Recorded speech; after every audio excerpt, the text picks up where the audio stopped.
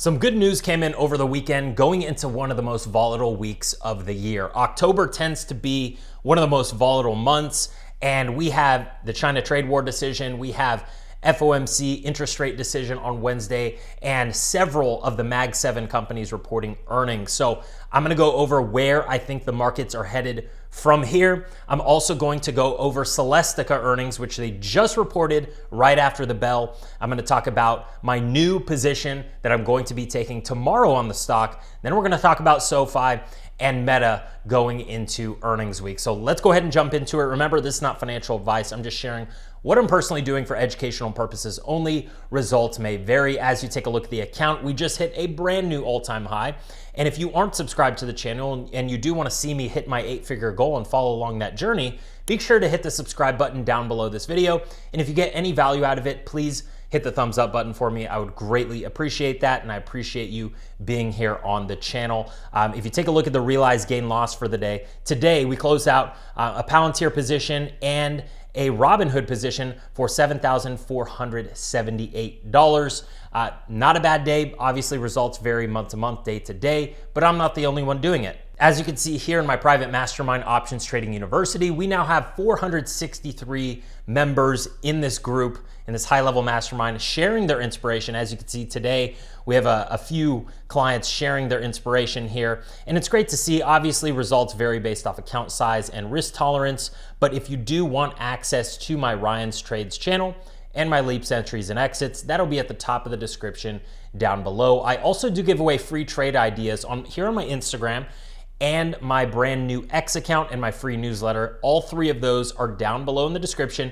Make sure to be subscribed to all three because they're absolutely free, and a giveaway, huge plays on those outlets. Now let's go ahead and jump into the news. Trump says US and China are close to a trade deal ahead of Xi talk. So this was massive news for the markets, and this is the type of things we want to see. We want to see a trade deal taking place between China and US, China being one of our biggest trading partners, right? And we want to see that cooperation there. So that was huge. Obviously, Trump met with a Malaysian and Cambodian counterparts, as well as frameworks for trade pacts with Thailand and Vietnam. So a lot of trade deals going through right now. So that was positive for the markets, and we saw the market rally today. Also, we have the FOMC interest rate Fed meeting decision on Wednesday. Now, going into that decision, we're looking at the CME FedWatch tool.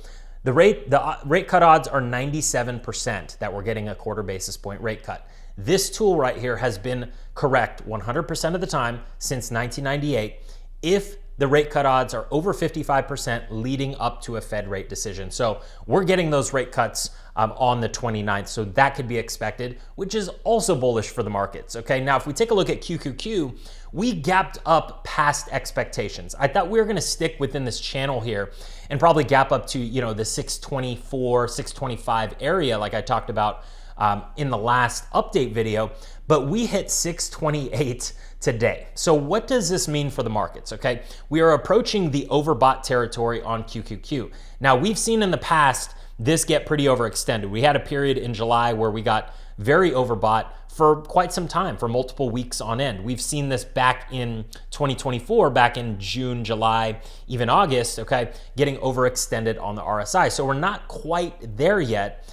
And buying begets buying. People get FOMO and people want to participate. So what we could see here is a further extension of this rally. Things could get really heated up, maybe even a blow off top, what they would call, maybe we head all the way back up to, or up to 645, 650 area. Okay, I wouldn't be surprised if that happened, if we headed up here for a blow off top situation. Let's just say rate cut odds come in good, right? Or the rate cuts come in good. Federal Jerome Powell speaks, and then he says, hey, we're going to do more rate cuts, bullish for the market. And then maybe Amazon, Meta, and SoFi have amazing earnings, right? I could really see momentum picking up here and us getting very overextended on the RSI and the MACD, which it looks like, if we take a look at the MACD here, okay, I'm going to scroll down. You could see we had a bullish crossover last week, and we're heading up with lots of momentum, okay? Now, if we want to look under the hood a little bit further, I'm going to go to my economic levels. We're going to go to the S5FI. This is S&P 500 stocks above their 50-day moving average. I like to look at the weekly chart, all right, to kind of get an eye of where we are at. Are we too overextended or are we oversold, right? This is basically an overextended or oversold indicator as well to kind of show where momentum hits. You know, if we hit 90, where 90% of stocks are above their 50-day moving average, we typically tend to fall down, okay? So like instances like here, right? Now, right now, we're right in the middle of the range. We are at 52. So 52% of stocks are above their 50-day moving average. So we aren't overextended by any means. The market could go higher from here. So with this indicator kind of showing this, fear starting to subside, right? I anticipate quite a rally here, given that we get the interest rate cut on 29th and earnings are good throughout this whole week, okay? So I'm gonna play more bullish here. If we go back to QQQ, okay, we could see, let's go back to the daily time frame. Each candlestick is 1 day, and that's kind of how I look at this thing. But yeah, again, 640, 650 wouldn't surprise me.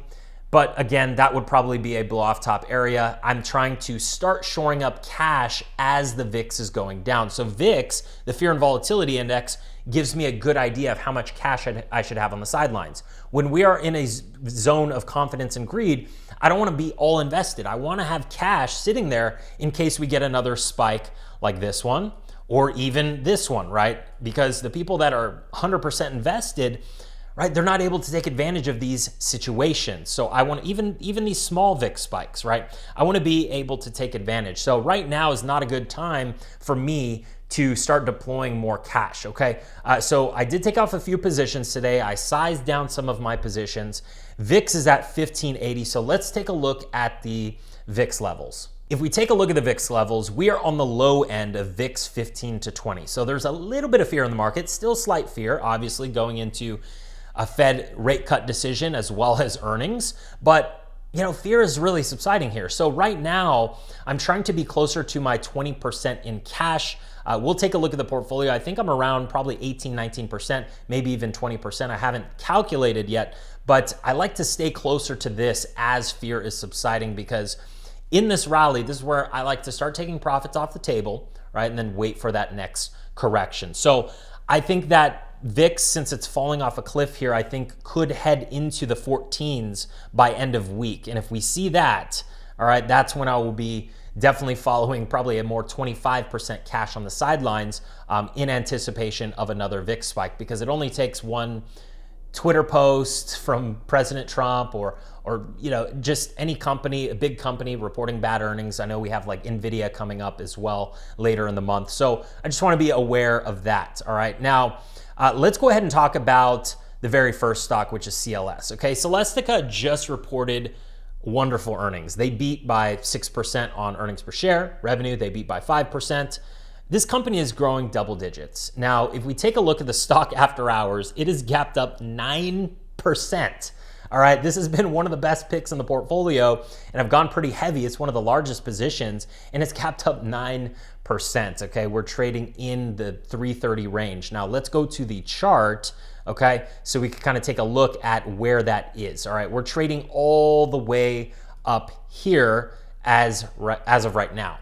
So with that being said, we are definitely going to be well above the upper Bollinger Band. We're going to be overextended on the RSI, okay? And MACD is going to be pretty overextended as well to the bullish side. Now, what am I going to do from here? Well, let's dive into the portfolio and take a look to kind of get a good idea of what I want to do. But again, this has been one of the most beautiful charts to trade, very steady uptrend, and now it's really gaining some momentum here. So remember, this is not financial advice. I'm just sharing what I'm personally doing for educational purposes only. Results may vary, but let's take a look at the account, okay? I have about 317K in cash right now, which, yeah, it's roughly somewhere close to 20%. My CLS position, as you can see, is 171,000 in cash secured puts at the 245 level. So I played it safe for earnings, but we're gonna pick up that 2,100 bucks tomorrow. I'm gonna close these out, and then I'm probably gonna roll up, you know, out maybe to November 14th, and I'll do half November 14th and half November 28th. But let's just go to November 28th to give ourselves enough time to be right. I think most likely I'm probably going to go to the somewhere around the 300 area, but I guess we'll see tomorrow where this thing stands. I know the mid Bollinger Band is around 262. Ideally, I wouldn't like to be above 280. I want to be somewhere around this area where there's a little bit of support, okay, right here. And then there's another area down here, you know, closer to the 270 range. So if I could get somewhere between 270 and 280 and still pick up 2.5%, 3%, I'll be happy with that, because I think that this thing will probably cool off after tomorrow's pop up. But I guess we'll see. We're going to trade it as is, and I'll kind of announce it in my group and then show you here on YouTube on Wednesday what I do with that position. But I'm still very bullish the stock. I still want to participate, and I'm still going to keep it a significant portion of the portfolio. I know I have about 170K, and I'll probably keep it around there as well going forward, considering that, you know, the PE ratio is still pretty quality on this stock, trading at 64. It's probably closer to somewhere in the 70s now, but I like it under 100 PE. So that's the first stock. Second stock is SOFI, okay? SOFI is testing all-time highs right here at 30. I think that on good earnings, and most likely they are going to have good earnings, I think this thing's probably going to break out. Yeah, I guess we could take a look at the portfolio and kind of see where the market makers are predicting, but we aren't overbought on the RSI. MACD is bullish, okay? PE ratio is good. Now let's take a look at the position.